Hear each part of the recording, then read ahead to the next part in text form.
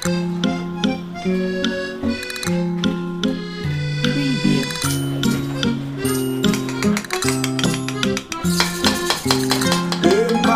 kanjani lapha? Sikhona mkhaya usaziyo. Kuyabheda mfowethu. Ngithi mina awunawo amasenta kango-300 lapho ungiboleke.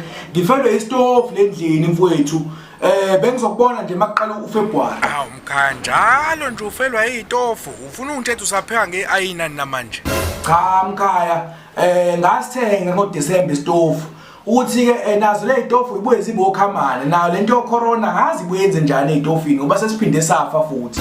Ayi uyahlupha mkhaya. Hayi kulungile ngizokuthumelela. Imali emkhaya. Makungenzeka mhlambe ubungasale mhlambe usuyenza 1000 ukuze nje kube imali ezwakala kahle. Yabona u300 ayizwakala kube nje 1000 isimukuthu. Ngazi ukuthi ke nje ngoFebruary ngikunika 1000 ngoba nerent angirentile la mkhaya. Mkhaya. Ngangikukhuza ngoDisemba ubhizi uvotela okhuzana wazodayisa zonke imbuzi. Buka manje usenamali. Hayi ngeke mkhaya. Hawu kahle ngamagabade mkhaya.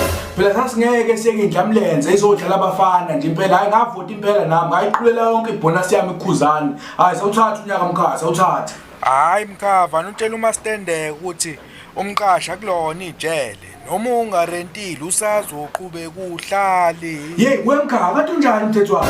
Hayi kulungile ngabade sokhuluma angibuyele kumlungu. Mkhaya. No. Yes. January. Yes.